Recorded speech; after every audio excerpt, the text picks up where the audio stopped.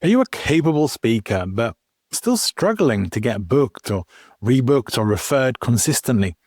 There's a good chance that that's not because of your talent. In fact, the talent may not be the issue at all. In this episode, we're going to give you a clear-eyed look at what actually gets speakers booked and paid, especially in the UK and European markets, without relying on hype, hustle, or hope as a strategy. My guest today is the amazing Maria Franzoni. I love Maria. She's booked thousands of speakers globally. She's run a speaker bureau and literally written the book on it, the Bookability Formula.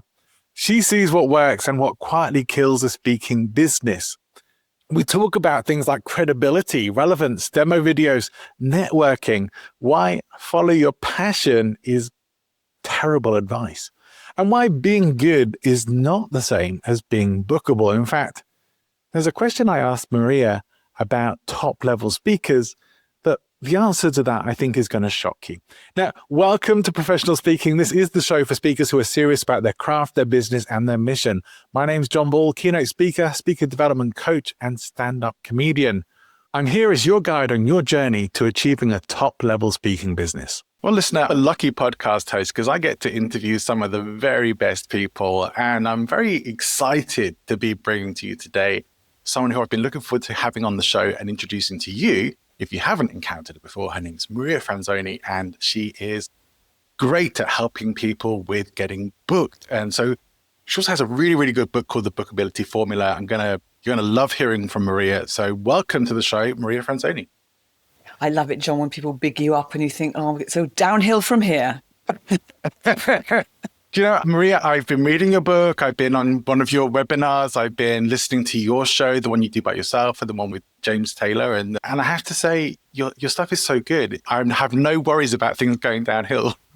Yeah. Okay. I have every confidence. Sometimes I like to kick things off, though, by just wondering whether there's anything you have as a sort of opinion or viewpoint in your sector, in the area you work in, that maybe is a little counter or contrary or different to what you hear other people saying in the industry.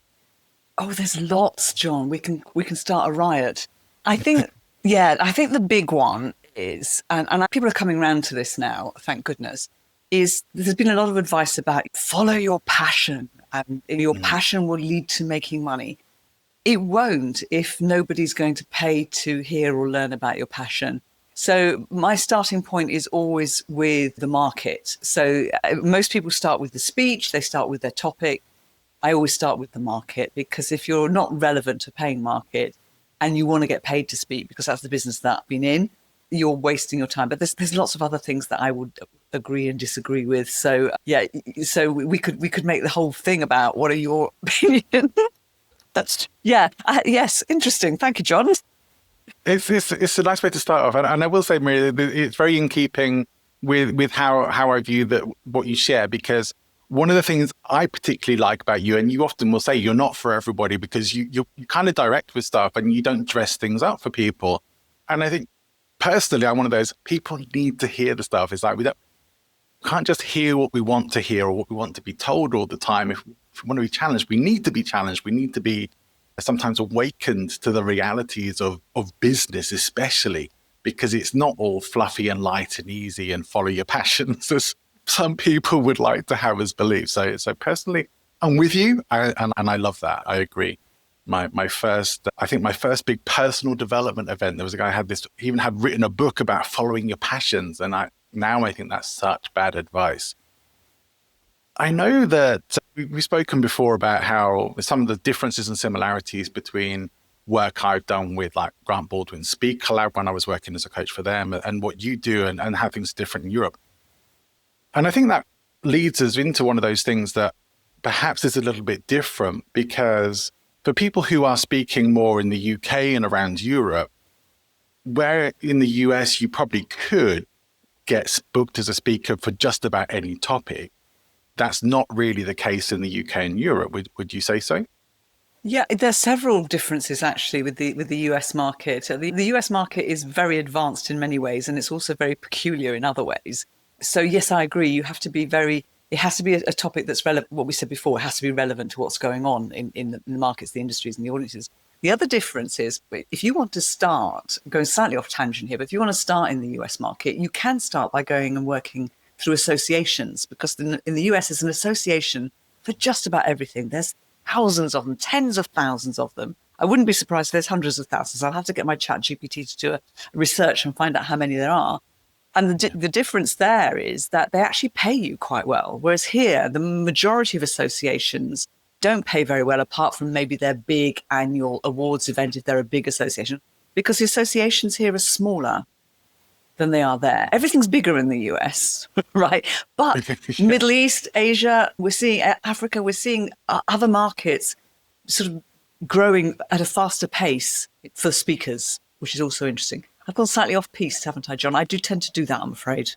But it's not too much off piste, because if someone is primarily looking for work around the UK and Europe, and I know a lot of my listeners probably primarily are around the UK and Europe, that they may not be looking to get started with associations in the US. And if they want a long-term speaking career where they're not having to travel internationally all the time, they may be better off focusing on corporate speaking. Yeah, absolutely. Do Great you think advice. that's right? Yeah. Yeah, it's great advice. And if you're looking for what are the topics, what's going on, what is getting booked, a great resource in wherever you're based in the world is actually looking at Speaker Bureau websites. And I would say sign up to their newsletters, because they'll tell you. I mean, Chartwell recently distributed a newsletter. You might have heard me mention it on the webinar if you were on that webinar, where they listed these were the topics for 2025, and this is what it looks like it's going to be for 2026. So you'll get a lot of insights from them, because the bureaus tend to work with the top 10% paying organizations. And so they're usually ahead of what's going on in the market. And if you're trying to decide, well, how do I tailor my topic to what's happening? Great resource to go there. Yeah. I wonder if you've ever had this experience, Maria, but I've had people come to me as clients wanting coaching in this area who they'll come to me and they'll say something like, I can talk on anything, point me to where the money is, and that's what I'm going to go and do. And I'm like, straight away, red flags coming up everywhere for me. It's like, I'm not happy with that at all. But I wonder if you've ever had that and how you've handled it, if you have, or anything similar. Yeah, so there's two parts to that, really, in terms of there's the topic that has to be relevant to market, but you have to, when somebody looks at you, you've got to be credible to talk about that topic. So if you haven't got the experience, the expertise, the credibility to back that topic up, then, so if I decided AI is one of the hot topics, right, I'm going to go out and talk about AI. Yeah. I've got nothing in my background apart from the fact that I use ChatGPT every day to say that I'm an AI expert. So immediately, one, I wouldn't be credible as soon as I'm on the stage, because I wouldn't be able to deliver credibility there. But also, bookers looking at me, they're going to see that there isn't the substance. So you can't just pluck a topic out of the air. You really have to have that experience to say, oh, right, Maria's qualified to talk about getting booked and paid to speak, because she's booked thousands of speakers globally for a lot of money. So I've done what is that 10,000 hours that Malcolm Gladwell talks about? The tipping point thing. Yeah, I think that there's some truth to that. Although interestingly, I don't know if you ever listen, there's a podcast I love listening to called If Books Could Kill that kind of pulls apart a lot of these personal development books and say there's some truth to the 10,000 hours things, but it's not strictly true as well. But yes, certainly the more time or expertise you spent in an area, the more credible you're going to seem as a speaker. But I wonder, this is a conversation I often find myself having with people about credibility. What other than specific experience, what are the things that give speakers credibility? Testimonials. Other people saying that they've achieved those results, outcomes. It's always about outcomes. What is the outcome? What's the ROI? What's the return on our time of booking a speaker? And that comes from past clients, case studies, proof. You have to prove it. And there are a lot of people out there who are very good at the marketing piece and bigging themselves up. But then when you look to see, actually, is there any substance? Well, actually, they haven't got any testimonials. They haven't got anything behind them. So vital testimonials. I'll share this with you. So you may get this as a podcast host as well, Maria, but I get pitches to be guests on my show, because I have a couple of shows as well, pretty much every day, sometimes several times a day. And most of them are terrible, and most of them now come from agents as well. But early on in podcasting, for me at least, I would sometimes get these really faked up, what would you call them? Faked up profiles from people. And this one guy in particular stands out for me. It was just like, he had a completely fake video of him supposedly giving some Tony Robbins style talk. And it was so obviously fake, and everything about the profile was faked, and the testimonials were faked, and everything looked very suspect. And this guy was trying to build up a career on that. It's like he had all the elements that someone had told him to get, but none of them were authentic. For anyone who had an eye for these things, is like they were just terrible. Listen, I get them every day as well, and what's interesting is because that tells me that the person who's sending them to me hasn't done their research, because they'll know that every single person that I speak to, and it's probably the same with you, I know them. Because if I don't know them on some level, I've either worked with them or represented them, or there's a relationship there. And if there isn't a relationship there, you don't have the same level of conversation. Why am I going to? I'm not a professional interviewer. I just like to chat. So I'm not. If I were a professional interviewer, it might be different, because then I could probably interview anybody. But we're busy. We don't have time to do the research, right? But when we know somebody, it's very easy to have a conversation, because you know them, you know their work, you know what to ask. You don't have to go researching, reading all their books, etc., etc. So, yeah, I think, okay, you've not done the research, and I'm quite blunt and direct. And I go back to them and say, had you listened to any of my episodes? Had you done your research? You'd know this is not how I invite guests. I've got a standard response that goes out. But you don't want to have to keep typing a considered reply to every single email like that. It would be very time consuming. But sometimes I do respond to them. Sometimes I don't. It does depend. But undoubtedly, there are people out there who are still trying to fake it, I guess, in the industry. Do you see much of that in the people? No, you are probably quite well known in the speaking world, really. Do you see much of people who don't really have the credibility and are trying to make it and trying to fake it in the industry? I don't tend to see too many of those myself as speakers who are trying to make it. I see a lot of coaches, sadly, who are moving from different areas to teach speakers how to make it in the speaking industry. And the problem is that if you've not been in the speaking industry, you don't know how it works. A lot of the advice from personal development or from other areas is bad advice. And that frustrates me immensely. And sort of the style of marketing, the style of promoting yourself is too aggressive for this industry. You're working with, especially at top fee, you're working with senior people. It's about building relationships. It's not about bombarding them and what I like to call pitch slapping. And right. A lot of that comes in from the personal development world where marketers are coming in and teaching speakers. And please do not go down the pitch slapping route. Please do not go down the aggressive route. You don't need a huge number of relationships in this industry to be hugely successful, because that referral piece is so important here. People trust other people who've worked with speakers and will always ask for a recommendation or referral in the first instance before going to somebody new, which is why bureaus are still around, because that's their job. That's their job. I do think it's important for us to remember that there is a right and a wrong way to reach out to people, and the spray and pray approach is generally not a good one. And inviting yourself into people's DMs or inboxes also not a good one. If you haven't been connected or referred or invited to email them, you probably shouldn't be. And while some people might respond and politely decline, a lot of people will just block.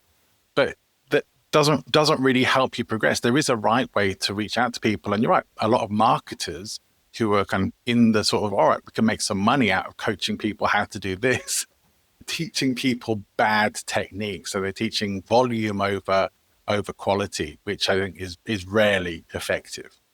Yeah, spot on. You nailed it. Yeah. let me ask you, because it's such an interesting industry, and you have experience as having run a bureau, and so it's some fairly unique insight into the industry. For somebody who is sort of thinking, I want to do speaking, I think maybe I want to make money at this and work around UK and Europe, so I'm going to have to focus on corporate, but my background maybe is in the arts, or my background is somewhere else. I'm not a corporate person. I'm not a corporate speaker. Could you still, in your opinion, become a good corporate speaker?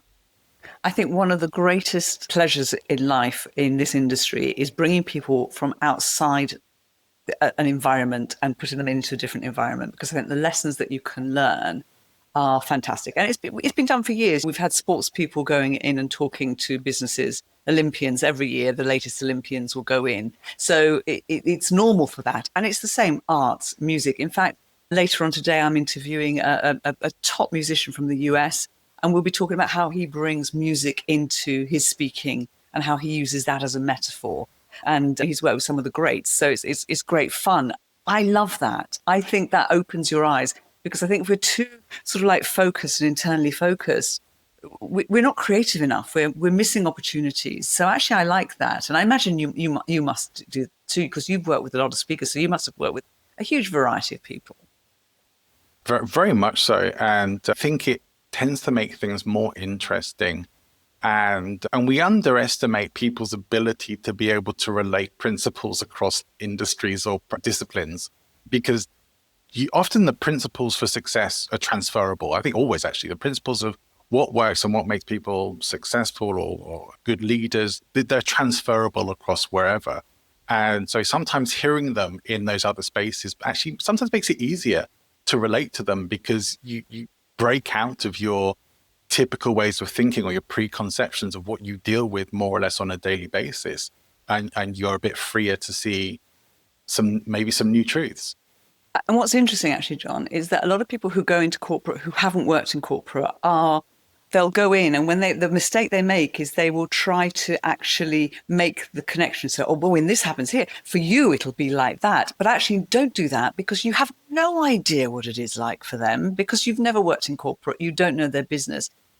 The audience is intelligent enough to say, hang on, that would work for me there if I did this or I did that. So I see that often with a new speaker who's trying to relate it to that industry too much and do the work, that actually an intelligent individual sitting in the audience is going to make those connections.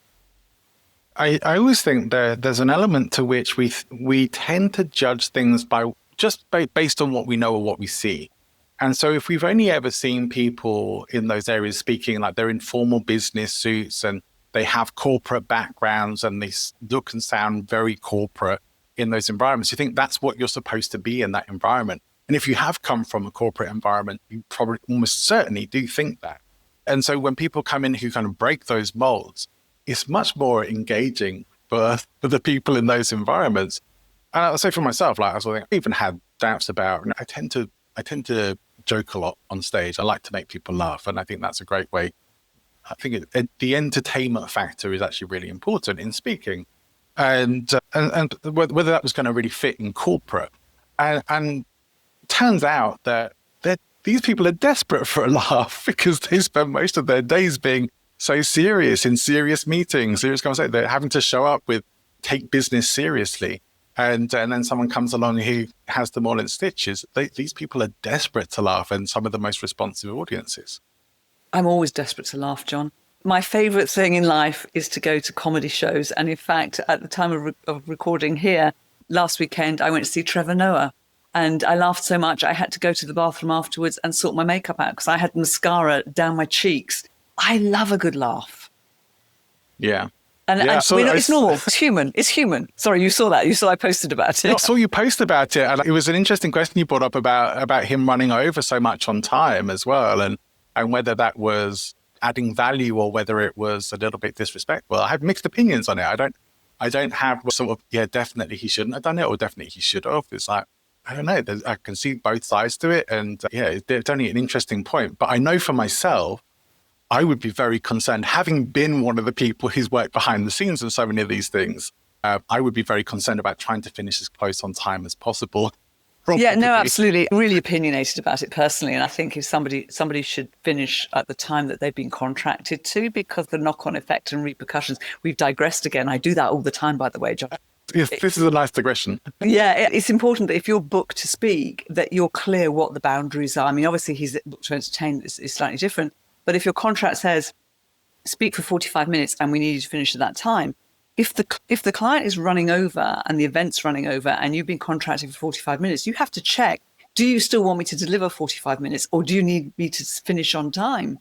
because they've got an agenda. So it's very important that it's the client's decision, not yours. Whoever's paying you is the decider. It is a fine line when it's an entertainer in a theatre, because, of course, the audience, many of them would absolutely love it. I saw the staff, a lot of them very unhappy because they wanted to get home, and the management were unhappy because, of course, overtime costs. And also there are rules around there because it's actually a residential area, and you're not allowed to make a noise after a certain amount of time. People coming out, thousands of people coming out of a venue is breaking those rules. So they could have faced a rather large fine had it gone slightly longer. But I think they were just inside the margins. But interesting, I mean, this is maybe more relevant, this to be more relevant to speakers, but even for a speaker who is maybe a more celebrity, if someone like Trevor Noah had been doing a keynote rather than a comedy evening, whether there is some hesitation about saying to someone who's like maybe a star of the show or someone who's very well known, can you cut things a bit short for us because we're running over time? Or if you just people tend to leave them and let them do their thing, or not want to interfere, or worry that they're going to get a bit diva-ish about stuff. I mean, that's where an agent or a bureau comes in really handy, actually. So I don't know who his agent is, but I probably, because he has got a reputation for going over, had I been his agent, I probably would have been there on the first night to step in so that the client wouldn't have had to do it. Even if you have to make a comedy thing out of it, because it probably would have got the guy on the first act to come in with one of those crooked, what are they called? Those sticks with have the crook on, and more or less pull him off. Crooks. They're called crooks. Yeah, pull him off. I probably would have made it part of the act potentially. Giles Brandreth has a reputation for running over, and he has this thing. I can well imagine. He has this thing where he makes it part of the act, in that he tells a story at the beginning that there's a piece of music that his family used to play very loudly when he was talking too much to drown him out.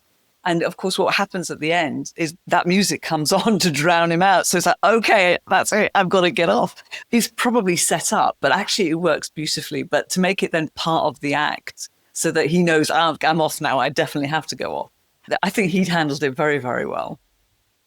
But I would say for any speaker who's ever been at the end of a sequence of speakers, of a set of speakers, and had several people overrun before you, and then getting told you have about 10 minutes to deliver a 45-minute keynote, you probably don't really want people overrunning or to be doing that to other people as well. But it's still pretty common. A lot of people do it. Yeah, it happens. I see it at most conferences, sadly. Yeah. Yeah, do you think that is just like people wanting to give value, or are they being divas and wanting the stage time? Or what do you think is the main cause of it? I think it's lack of preparation, actually, really, honestly. Because if you want to give value, you can give great value in 20 minutes and you can give great value in an hour. But you just decide which is the great value that I'm going to give today, and you just prepare properly. And it's lack of preparation, lack of consideration. And it's like, I'm so experienced, I can do this, or I'm so inexperienced and I haven't done it. That's what I put it down to. But others will have other opinions. We've said before, I've got opinions that might be different. But I do think it's lack of consideration. It's the beginning, for me, It's the beginning of that ego piece, that actually I'm more important than you are. My time's more important than yours. Yes, it's one of the things I think about this with, I think a lot of people tend to be unprepared or underprepared for their talks, and think they can just wing it. And some people can get away with it to a point. But I honestly think that a talk is never going to be as polished or professional or layered as it could be if you're doing it if you're improvising it on the stage, or just going off what you've done before, rather than delivering something polished. But then I also think that there is a point where sometimes things can become a little bit too practiced and a little bit too rehearsed. And it's like, how do you have any thoughts about how we get the right balance there? Oh, it's very difficult. I think you can never, if you can never get tired of your own content. If you get tired of your own content, that's a problem. And I've heard it. I've sat in an audience where somebody has delivered the same thing, and they are on remote control. I know they're on the remote control, and it's the worst. So you've got to be very careful. I think part of it is ensuring you're getting feedback all the time, but the other part is also recording yourself and watching it back, which is horrible, but really important. And these days it's very easy to do. You don't necessarily have to do it with a video camera, you could have just one of these devices that records you and you can listen to the audio, because the audio is a very strong tell of whether you're bored with your own content. But it is a performance. It has to be good. And I like the way, so Andrew Davis adds 5 new minutes on a regular basis. He'll try 5 new minutes and weave it in. And I think that's a really good way of freshening things up. But yeah, if you're starting to get tired and bored of it yourself, you are in trouble. You've got to change it. But these days, John, something that's changing a lot is that organizations want you to customize more than they've ever done before. So it's going to be difficult for you to get bored, totally bored, because you are going to have to change it, which means that preparation piece is even more important. And you're so right. Many people underprepare. They underestimate how easy it is to get on that stage and forget everything. Yeah. Do you have this conversation with clients and with myself, I have to be honest, of that part of what people pay you for when they book you as a speaker is your practice time, is your rehearsal time, or the time that you're adding in that additional content. It's not just the time that you're traveling to and from the event or time that you're on the stage or doing stuff at the event. It's the preparation they are paying you for as well. People, if you're showing up unprepared, you're not really, in my books, you're not doing what you've been paid to deliver. Yeah, completely, totally and utterly. Do you have any tips on how to rehearse? Because I find that quite hard myself. I have a few, and because I do a lot of stand up now as well. It's actually helped me, I think, with some of my rehearsal, because I'm the kind of person I see a lot of stand ups. This is me digressing now, but I see a lot of stand ups come up on stage and they've got their notebooks with them, and open mics. That's completely normal. But I like to challenge myself, Maria, and I don't like getting up on stage with a notebook. It's not a habit I ever want to get into, where especially if I'm filming myself, where I want to be going off book. And so I want to be note free as much as possible. I maybe have something there to refer to, but I see sometimes speakers flipping through their joke books to try, what joke am I going to tell next? It's like, how can you be that unprepared to be on stage? All it really takes is a little bit of running through. And so I will do things like I will create content, I will modify it a day later, and I'll go and look back at it later again, because you never see it with the same eyes when you go back to it a day or several days later. And that's a good time to be making some edits and updates. But then I want to run through it. I'll always talk through it, because how I say stuff is different to how I write stuff. So I want to make sure that it's written how I would say it from a stage. So usually there was going to be edits from that. But really then I will usually try and break things down into chunks. But when it comes to the days running up to a presentation, or certainly the day of, I'm running through stuff in my head. I'll go for a walk and I'm running through at least my syntax, my set list, whatever I'm going to be doing. And then I'll come back and check, did I miss anything out? So I really want to try and push myself to have this stuff locked in, because that's where I find I have more flexibility on stage to be able to make jokes, take things in my stride, have a little digression if it becomes relevant. You can only do that if you're relaxed, and you can only really be relaxed if you're prepared. Okay, so actually my rehearsal's not so bad then, because that sounds a lot like me. My poor dog, when we go on a walk, it has usually got me talking my speech to the poor dog, and the dog's like, let's throw the ball. So yeah, you have to run through it. You have to do timing runs as well. You should know timing how long it's going to take you to deliver the talk, and you do have to add in pauses and extra time, because there will be times where people are laughing or people are clapping or just time to allow a point to sink in. Hopefully. And hopefully they're laughing and clapping. Otherwise, I finished 20 minutes early. I was expecting some laughter and some clapping. But that's interesting in itself, Mary. I mean, if you don't get that could be pretty devastating. I've seen this with comics and I've seen it with speakers. If you don't get that, if you don't get the response you expect for your talk or presentation, that could be pretty devastating. But what do? You just say, hopefully you don't just say, oh, that's it, I'm done. Yeah, no. But I mean, with practice, as you say, a bit of practice, a bit of rehearsal, and also preparation. If somebody doesn't respond to it, you've probably got a quip that you can add there. Say, well, that was my best joke. We're in trouble now, right? You just a way of linking to it so that you're getting people back. But yeah, and sometimes you just don't hear the response. because it depends also on the setup on the stage. And sometimes you just don't hear it. It's a bit like being on Zoom or on a webinar. You just don't know. You have no idea. Is anybody still awake? Have you all gone? Just give me a noise. That's really tough, actually, on Zoom, when you just don't know if anybody's still watching.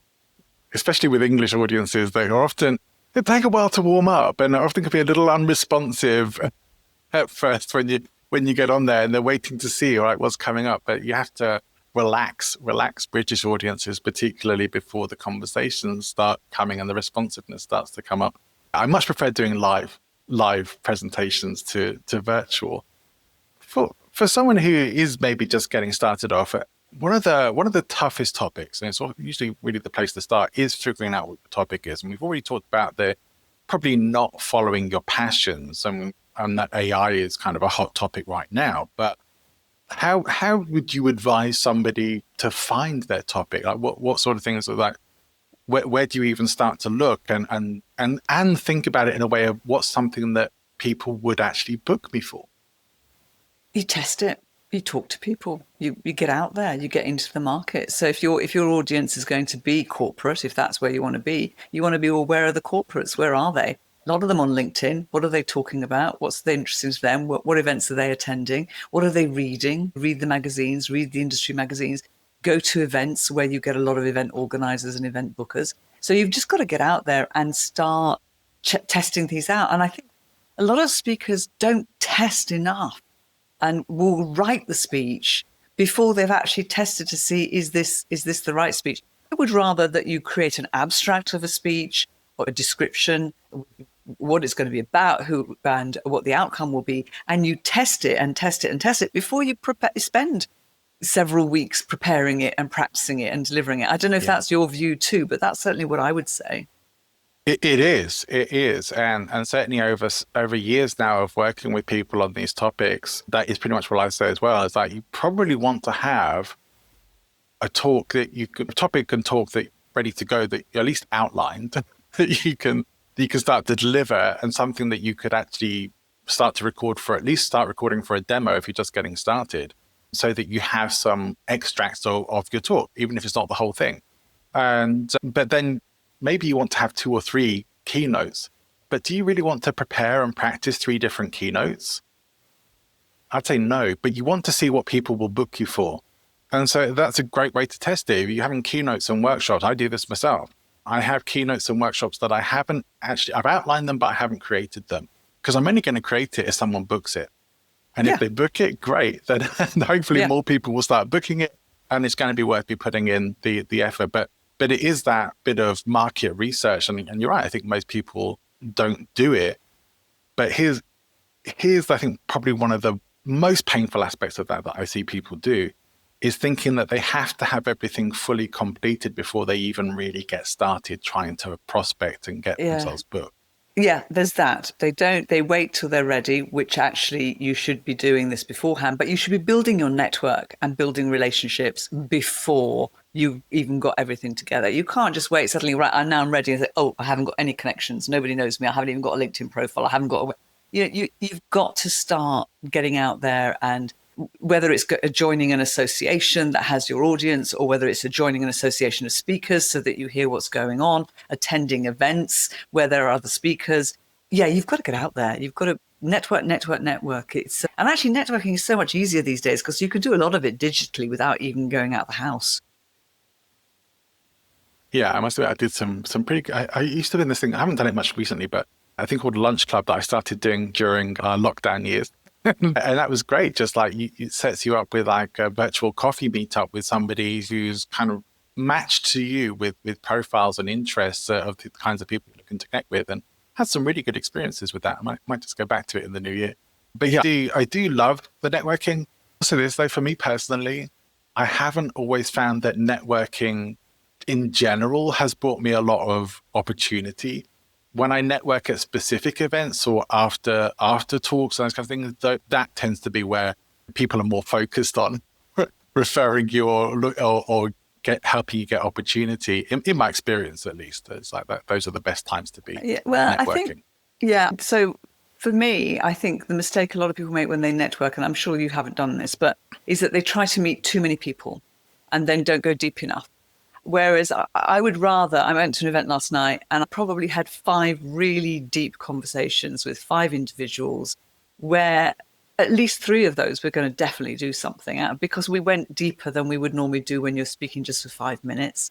And we're already having conversations today. So I thought there were something like 400 people at this event. I thought, I'm not going to speak to 400 people. I'm going to focus on the people. And it's amazing when you go a bit deeper, say, oh my goodness, we've got this similar background. Oh, you've written a book about that. Oh, right. Let me grab your book. And it's amazing. And I think that's a mistake that we see in networking event. I must meet 25 people. And then you can't manage the follow-up with 25 people. I've met 5. Yeah. No problem. I can follow up with them. Yeah. So it's kind of meeting the right people and keeping the connections going with them. And that's one of the hardest things. And I'm sure you and I will both agree that it's essential for speakers to have a good CRM, a good system of keeping in contact and keeping in check with the people who are potentially referring you or booking you, and whatever other relationships you're making that could be valuable to you along the way.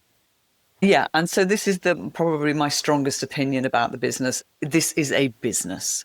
And the thing is, people think about speaking, oh, it's getting on stage, it's art, it's performance, it's education, it's all of those things. But actually, fundamentally, it's business. And the commercial piece is the piece that most speakers don't want to get involved with unless they've come from a business background.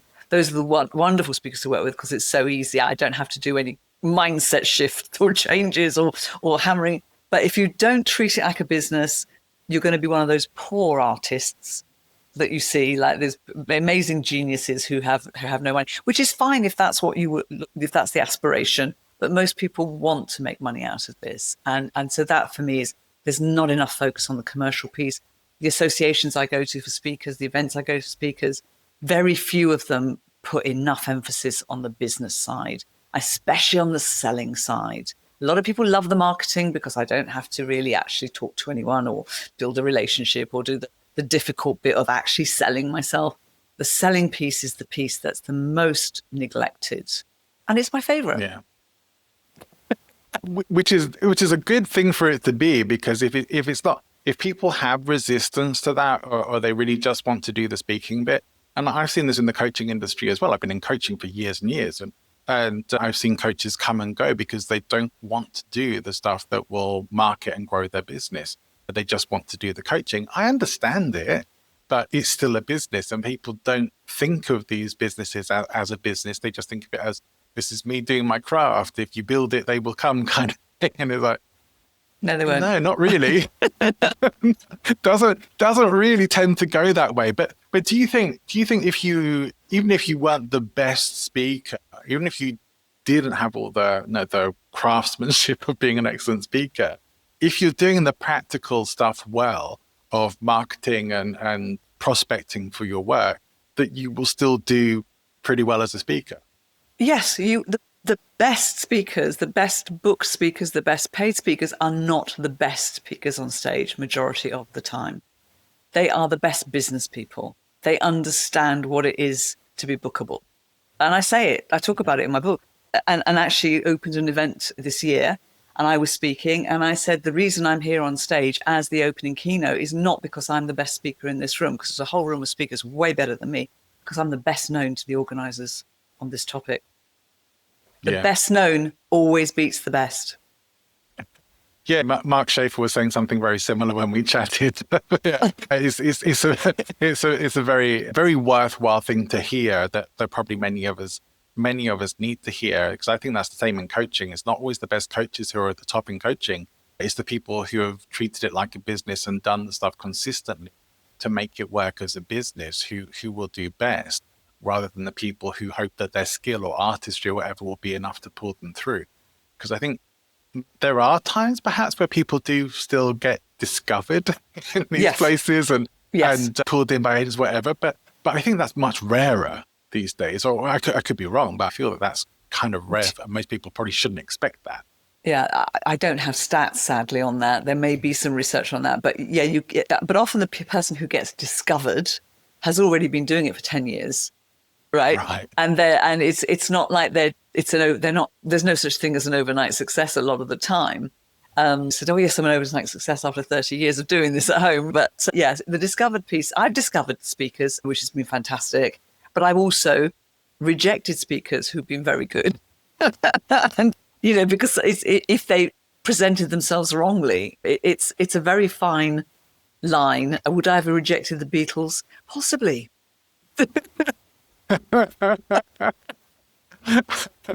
My aunt rejected one of the Beatles. She got asked out on a date by George Harrison and rejected him. As she did. That's a good story, right?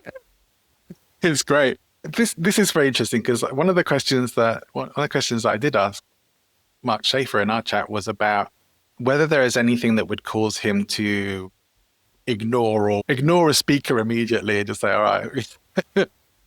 I wonder if you kind of alluded to that already. What is the showing up wrong thing? What's the thing that sort of says, ooh, no, let's stay away from that? Oh gosh, there's a whole list really. You have to look a certain way. I mean, there's a lot of people that you think, in fact, I think I did a post about this, about how you look. If you look like you've just popped out of the house for a latte, you haven't even combed your hair and whatever. I mean, there are people who just really, really desperately need a stylist. They don't know what they're doing. You have to look. One of them, You have to look successful. You can have your own style, you can have your own look, but you have to look like somebody that I want to listen to. I always want somebody to be the best dressed in the room when they're a speaker, whatever their style is. It doesn't have to be a three-piece suit or anything like that. So that's one thing. But secondly, if I turn off for me, and this is a personal thing, and lots of people disagree with me now, they will, and I don't care. This is my opinion. I don't like bad language. I don't like it in comedians very much either. Trevor Noah, I loved him because he didn't use a bad word. His first act did, his support act did, which I thought, hang on, that's a bit odd. But anyway, so I don't like bad language. It's not necessary. And if I see, there was somebody the other day that wanted to connect with me and had swear words across all of their materials. And I said, look, I'm happy to connect with you, but I have got a problem with this language and I don't want to be on the receiving end of it. And if this is who you are, we might not be able to have a conversation, because if you're going to be littering everything with swear words, it's how I've been brought up. Yeah. So that turns me off. Me too. And people just shouting opinions. There seems to be a lot of speakers I'm seeing, younger generation, I'm afraid, women, I'm afraid, who seem to be very shouty in style. I don't like that. That's my personal opinion. These would turn me off if I still had my bureau. If a client said to me, I really want that person, and they're sweary and they're shouty and I still have my bureau, of course I'd negotiate the deal for them because that's what they want. But it's stuff that it feels to me, it's not necessary. I think if you've got substance and depth and you can deliver a strong message and an outcome, you don't need to do that. I often think people who are doing that are compensating for something. But that's my opinion, right? You're getting all my strong opinions now, John. It's an interesting one, and my mum would back you up on that. She can't learn any foul language at all, and she might have heard a few words from me over the years, but I'm not sensitive to it. But it's always, I don't use it very much. I don't use profanity very much at all. I don't use it much in my comedy. I don't use it much in my podcast, and to the point where guests who do like to swear will usually ask me, is it okay? And I was like, yeah, I don't mind. But if my mum listens to the show, she will be getting in touch with you. That's just all you need to know. But I do think if I've come across a lady called Judy Carter, and Judy teaches comedy. And she's probably one of the only people who's really qualified to do it. She's been a stand-up comedian. She's trained comedians that most people probably would have heard of. And she will say a similar thing as like, if you want to swear, write your material with all the swear words you want in it, but take them out when you go and deliver it, because it is one of those things that can stop you, even as a comedian, can stop you from getting booked. In the comedy clubs, in the open mics, it's not so bad. You can get away with it. But if you want to get booked for corporate comedy gigs and stuff like that, you are not. It's not going to be tolerated. The occasional swear word might be tolerated, but otherwise it could be something that stops you getting booked. And I think you're right that a lot of people don't consider, really, they say, oh, that's me, it's just how I'm going to show up. And that's fine. If you start, this is who I am, you may know this person, but I know a speaker who is a professional dominatrix. She left being a dominatrix and she's gone back to it. And that's definitely something that will stop her getting booked by a lot of places who don't want that, and other people who will love that and think, yeah, that's fantastic, so interesting. That's the choice you make. You can be that person who's like, this is how I am, this is how I'm going to show up, and I'm not changing myself for anyone. Or you say, I can tailor this to the market. It's not such a big deal for me, and I'd rather get booked than be able to swear every 5 seconds. Yeah. Yeah. I mean, I know that Ricky Gervais and Stephen Fry say if people are offended, it's down to them. I actually disagree. Sure. I think you should think about your audience. You should think about other people and how the effect you have on them. I don't think you should go around not caring if you offend people. I think we should be more empathetic to people and understanding of them. So actually, I'm going to disagree with two really big names. So people are going to be writing in, John. You're going to be complaining. You said at the beginning, what are your opinions? I hope they do. I'm always interested to hear people's takes on things like this because there are so many different opinions. I'm much more of for me, the message is more important. Who I want to help and how I want to help them is more important than me being able to have full freedom of expression. It's like, I can express myself in other places in other ways. It's like, here, for me, it's more important that if I can change things so that more people are going to be able to relate and benefit from something and not feel turned off by it, I'm going to do that because I would rather, that's what I'm there for. I'm not there for my ego, I guess. That's what I'm saying is that I'm not there to aggrandize myself. I'm there because I want to make a difference. And so if there's some things in my delivery that I can change that are going to help that, I'm going to do it. Yeah, totally agree. We actually agree. Fantastic. That's good. It's good. It's like, I might still throw in the occasional cuss word, but it's rare. It's honestly rare. Ditto. Yeah. And like you say, sometimes it's just how you brought up, but I also think there is a degree to which there are many people out there, maybe like ourselves, who sort of think if you are swearing all the time or as part of your regular vocabulary, that you don't actually have a good vocabulary, or the swearing sort of becomes meaningless, or it's like talking to a bloke at the pub. He just can't say everything, effing and jeffing everything. It's a bit crass. Here's something, Maria, that you may have an opinion on, because I heard you on one of your shows recently talking about demo videos. Yes. And I had a guest on a little while back. You might come across him, Cam Bodrin, and he's actually a former Speaker Lab student, which is how we know each other. But Cam now teaches people how to do their demo videos. And I asked him whether it's better to have no demo video than a bad demo video. He was very clear on better to have no video. I wonder what your thoughts on are. Totally, 100% agree. A bad demo video, it's like having a bad speech. It's like going out, getting yourself booked, and it's a really bad speech. You've got to have a great speech and a great video and a great online presence. You need all those three. So yeah. I was curious. I was curious whether you might sort of think, no, just get some video up there. Because one of the things that you were saying in your, this isn't trying to call you out or anything, it's just maybe why I thought you might have a different opinion. You said that maybe just, if you don't have stuff with you on stage right now, do something that's a bit more to camera. That some people might see that as being a bad demo video, but that's isn't not necessarily. It's not a demo video, though. It's not a demo video or a show reel. It's a piece to camera where you're talking to camera. I wouldn't call it a demo video because it's not. You're not demonstrating yourself on stage. You're just seeing, okay, what does this person sound like? What are they actually like as an individual? What's their English like? Would it work in front of an international audience? What's their pace? What's their tonality? So I wouldn't call that a demo video.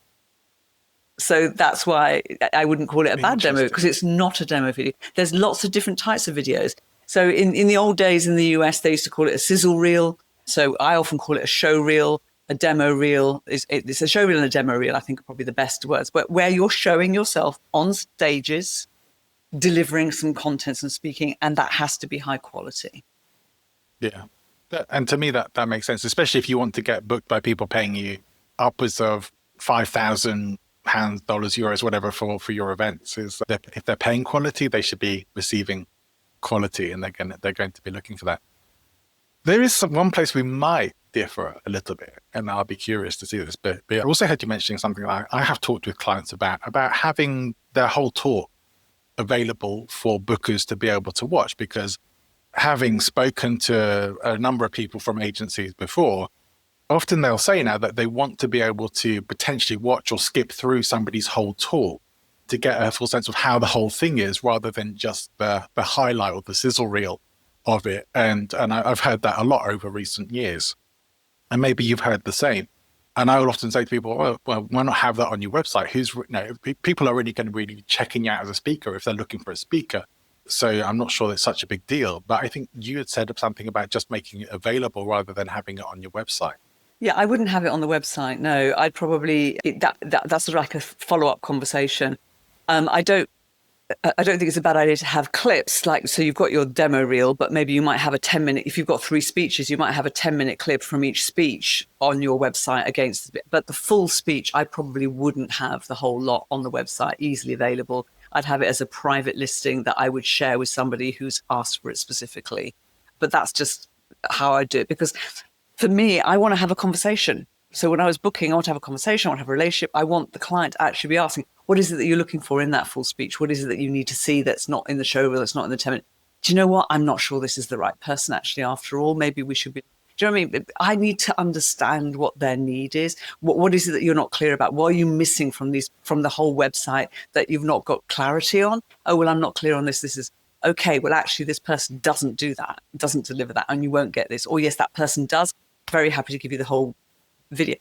I want a conversation. Otherwise, it's just like, you might as well it becomes a transaction and not a relationship. And these bookings should be relationships. They shouldn't be transactions. Yeah. I heard you and James talking on the Speakers You podcast recently about this, and James also talking about plagiarizing people who plagiarize other people's talks, and that he's experienced that himself. And I've seen it happen. I've seen it happen in the industry. But do you have any sense of how common that is in the industry? Sadly, I think it is very common. I've got no numbers, no stats again. But probably if we were to do a post going out with this and saying how many of you have experienced you've been quoted, it's happened to me. I know the individuals who are doing it, and then I know and I can see my content.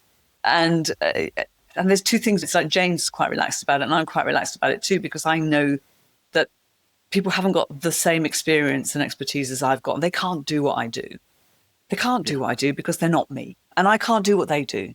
I wish they would go and do what they do better rather than trying to be me.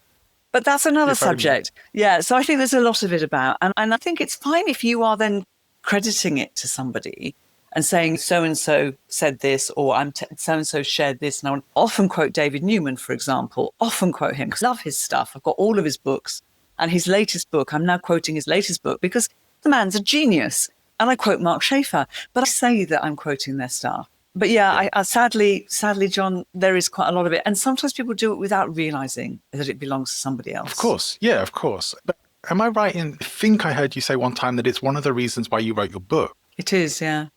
Yeah, it is. Because you had your IP in that one place then, and it's like, this is my stuff. It's in this book. Well, people were quoting my case studies as their own, the work that I'd done and worked with speakers as their own. It's still happening, but I've got it in print. Mine. Well, I guess from my perspective, it's just hard, and maybe you think this as well, it's just hard to believe people would even want to do that, or not want to have their own stuff. It's like, most speakers I ever work with struggle with imposter syndrome, but there's real imposters out there. There are real imposters. Yeah, in the words of Jazan Parfar, because I'm going to quote her, she says, "It isn't imposter syndrome if you are an imposter." She was actually saying it about herself when she was having a nervous reaction to going onto a stage, and it was like, oh my God, I'm panicking. And but actually, I think it works to reference it to other people. I think it's a brilliant quote. I love that. If I may, Maria, there's one thing I'd like to get on. Final thing I'd like to get onto with you about podcasts. That as a speaker, and as someone who has a podcast and is a co-host on another podcast, how valuable is podcasting for speakers and getting booked? Is it something you think people should be utilizing and incorporating, or is it something that's maybe a bit more negligible for speakers? So running your own podcast is hard work. It's a lot of work, and it's hard work, especially to be consistent and keep showing up. Guesting on a podcast is a lot easier. Thank you so much. Thank you. I appreciate that. And I think it's a really good thing to do, to guest on podcasts, for several reasons. One is visibility and content that you can then share and reshare to give to bookers so that they can hear you. And obviously that's all great, because that's great advertising and it's great getting yourself out there. But I also think it's fantastic practice, because so many speakers that I work with, I have a consultation usually with a speaker before I start working with them, and I'll ask them a question, and 20 minutes later, they're still talking and they haven't answered my question. There's a lot of that about in the speaking world, that speakers deliver a speech, right? Yes. And you've got to answer the question and be succinct and deliver value succinctly. For your Q&As at your events and in podcasts, I think it's fantastic practice and training. I'll be honest, it's one of the reasons why I've moved away from more typical interview style shows to really just wanting we talked about before we ever recorded, about making this a conversation more than an interview. Like, sure, there's going to be some questions to and fro, but ultimately it's a conversation more than an interview, because I've had too many of those guests who come on and think this is their chance to showboat or give their TED talk or whatever, and don't really need to be there for that. Just take over. And I don't think anyone wants to listen to that. I don't even want to listen to it. And I don't want to publish those episodes. But there's shows where people are actually having a conversation and sharing value. That's the kind of podcast I will tune into. And that's much more valuable to people than somebody who's trying to show off or trying to shove everything into a conversation, or taking you all around the houses to make one single point, or giving that full life history that too many podcasts do. So yeah, I do think I talk about this a lot, but I think even for speakers now, or anyone who wants to grow or promote a business, it is a good tool, podcast guesting particularly, if you're strategic about it. Again, it's not high volume. Well, so high volume won't move the needle, but strategic guesting absolutely will. If a host has even just a small audience that relevant people for you, and you're relevant for them, it's going to do much more for results or follow-up that you might see from that than going on any number of random shows. Relevance, again, we're back. We started at relevance, we're back to relevance. How good are we? How good are we? Full circle. We couldn't have planned it better. Brilliant. Well, that's a great place to wrap things up today, Maria. This has been a fantastic conversation. I highly recommend your book. I'm not through it all yet. I'm happily still reading it. I'm going to be sad when I get to the end of your book. I'm going to have to reread it, but I'm loving it. The Bookability Formula is a really helpful book that lays everything out so simply. For our listener, that of course they can go and check out your book, but if they want to get in touch with you or find out more about you, what's going to be the best place to do that? So I live on LinkedIn a fair bit, and so Maria Franzoni on LinkedIn, but also I have a website, mariafranzoni.me, and you'll find everything on the website really. So yeah, do get in touch. I'd love to keep in touch. Yeah, I enjoy your posts on LinkedIn, Maria, and often, well, at least like them, if not comment on them. Thank you as well. You have a good LinkedIn presence. This has been a real pleasure, and thank you so much. It's been everything I hoped it would be, and I hope that we might have you back as a guest in the future on Present Influence. Fantastic. Thank you so much. It's been an absolute pleasure. You may have noticed that was a bit of a long episode. In fact, I actually had to apologize to Maria for making her a little bit late to her next appointment that she had booked in after our conversation. Maria, I apologize once again, and thank you for being so generous with your time and your information. The Bookability Formula is such a valuable piece of information that you won't want to miss it. I've got another guest coming up soon who has a very similar level of expertise and industry knowledge that, oh my goodness, blew me away. David Newman, CSP, you will not want to miss that coming up. Make sure you're subscribed. That's it from me. Thank you so much for tuning in and being a follower of the show and listening right to the end. You're still here. Goodness me. Go and do something. Take some action on what you've heard today, and I will see you next time. Have an amazing rest of your day. Bye-bye.